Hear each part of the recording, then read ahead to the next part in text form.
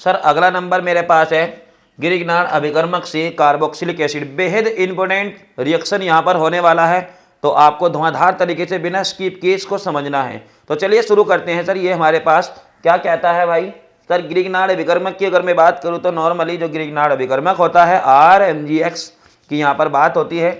तो RMgX की यहाँ पर हम बात कर लेंगे थोड़ा सा, है ना। RMgX की अगर हम बात करें तो ये होता है हमारे पास गिरिग्नार्ड अभिकर्मक। बेसिकली गिरिग्नार्ड अभिकर्मक में R का मतलब एल्किल ग्रुप है, मैग्नीशियम है, और X का मतलब सर X का मतलब है ब्रोमीन ले सकते हो आप या क्लोरीन ले सकते हो, मतलब कोई हैलोजन ले सकते हो। बट हमें यहाँ पर अगर रिएक्शन में हैलोजन रखना होता है तो मैं यहाँ पर केवल ब्रोमीन ही रखता हूँ, है ना। इसके बहुत सारे कारण हैं, क्योंकि जो ब्रोमीन है सर वो लिक्विड अवस्था में भी होता है ना, और वो नॉर्मली इसके साथ बॉन्ड बना करके कार्बनिक जो कंपाउंड बनाएगा, यानी कि गिरिग्नार्ड अभिकर्मक जो बनाएगा सर, ये हमारे पास लिक्विड कंडीशन में ही होने वाला है ना। तो चलो इसके बाद हमें करना क्या है, इसको बर्फ़ के साथ गर्म कर देना है ना। इसको क्या कर देना है, बर्फ़ के साथ गर्म कर देना है। और अगर हम बर्फ़ की बात करें तो बर्फ़ क्या होता है सर, ठोस CO2 होता है। क्या होता है, ठोस CO2 होता है बर्फ़ का सूत्र, है ना। कई बार बच्चे लोग इस बारे में कंफ्यूज रहते हैं कि यार जो बर्फ़ होता है वो पानी होता है। नहीं, ऐसा नहीं है मेरे भाई। जो बर्फ़ होता है वो ठोस CO2 होता है, ध्यान रखेंगे, ठीक है। और इसको ज़्यादा नहीं गर्म करना, बस नॉर्मल गर्म करना है। मतलब जो आपका जो बर्फ़ है ये पिघल विघल सकता है, ठीक है। थोड़ा सा पिघलाने के लिए हम इसको गर्म करेंगे यहाँ पर, बहुत नाम मात्र, ऐसा समझ लीजिए कि अगर आप गर्म नहीं भी करेंगे ना तो भी कोई दिक्कत नहीं है, क्योंकि पानी तो है ना ये बनाना ही है। क्योंकि जैसे ही आप इसका रिएक्शन कराएंगे तो ये तो अपने आप ही ऑटोमेटिकली बॉन्ड को डिक्रीज करेगा, तोड़ देगा, ब्रेक करेगा, है ना। तो समझते हैं इसको। मैं थोड़ा सा इसको ऐसे लिख दूं, C डबल बॉन्ड O, इधर भी डबल बॉन्ड O।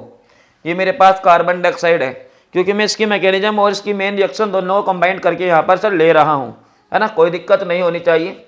और इसको जो है हम यहाँ पे किसकी उपस्थिति में लेंगे सर, शुष्क ईथर की उपस्थिति में ये रिएक्शन हो जाएगी। किसकी उपस्थिति में हो जाएगी, शुष्क ईथर की उपस्थिति में ये अभिक्रिया होगी। शुष्क ईथर की उपस्थिति में ये रिएक्शन होगी।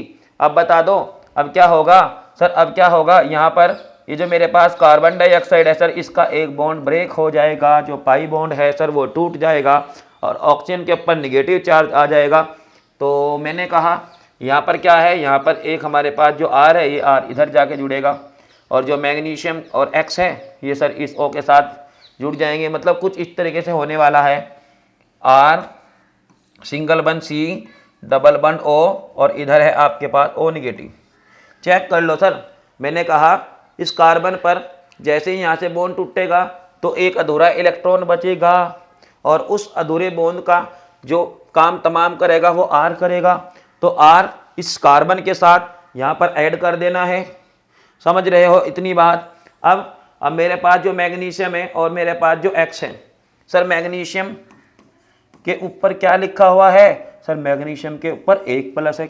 1+ कहाँ है मैग्नीशियम का सर, मैग्नीशियम के ऊपर तो 2+ होते हैं। तो बेसिकली यहाँ 1+ क्यों लिया हुआ है सर, 1+ इसलिए लिया हुआ है क्योंकि जो X है ना इसके ऊपर 1- था, है ना। तो मैग्नीशियम के ऊपर 2+ थे और X के ऊपर 1- था। तो बेसिकली ये प्लस माइनस डिसमिस हो गए, तो एक ही तो प्लस बचा हुआ है मेरे लाल। और ये प्लस इस ऑक्सीजन के साथ यहाँ पर बॉन्ड बना रहा है, पार्शियल निगेटिव पार्शियल पॉजिटिव। इतनी बात अगर समझ में आ रही है तो आप मुझे बता दीजिए, है ना। अब इसके बाद आपको करना क्या है सर, इसके बाद आपको करना क्या है, इसके बाद आप थोड़ा सा यहाँ पर क्या ले लेंगे सर, आयनिक माध्यम में आप यहाँ पर क्या ले लेंगे सर, पानी ले लेंगे। इसका जो रिएक्शन है इसका क्या कर दोगे, आयनीजेशन आपको कर देना है, आयनीजेशन H2O। H2O से हमें क्या क्या मिलेगा सर, H2O से मिलेगा हमें H+ और OH-। ये H2O से हमें यहाँ दो चीज़ें मिल जाएंगी। अब नॉर्मली आपको ज़्यादा कुछ नहीं करना। ये जो H+ आप देख रहे हो ना, इस H+ का जो अट्रैक्शन है वो किसके साथ करा देंगे सर, वो इसके साथ करा देंगे, और ये मैग्नीशियम इस OH के साथ रिएक्शन कर लेगा। तो क्या बना देगा ये सर, ये बना लेगा हमारे पास R सिंगल बॉन्ड, ठीक है, डबल बॉन्ड O, उसको तो मैंने कुछ किया ही नहीं है, और सिंगल बॉन्ड O, और O के साथ कौन जुड़ गया सर, OH जुड़ गया है। और आपके पास जो MgXOH है सर, ये साइड प्रोडक्ट निकल गया है, MgOH OH MgOHX है ना, MgOHX, ये निकल गया आपके पास साइड प्रोडक्ट, और ये आपके पास बन गया carboxylic acid, carboxylic acid, this is carboxylic acid, है ना। बताओ बना के नहीं बना कार्बोक्सिलिक एसिड। कुछ बच्चे तो ये भी सोच रहे होंगे कि सर आपने इसको इस स्टाइल में क्यों लिखा है, आप इसको ऐसे भी तो लिख सकते थे, RCOOH, आप इसको ऐसे भी तो लिख सकते थे। मेरे लाल बात को समझो, मैंने इसको बॉन्ड एंगल की फॉर्म में लिखा हुआ है सर, क्योंकि ये जो बॉन्ड एंगल है इसका 120 डिग्री यहाँ पर बनता है ना। तो समझ में आया ये रिएक्शन आपको? चलिए आप इसका स्क्रीनशॉट ले लीजिएगा।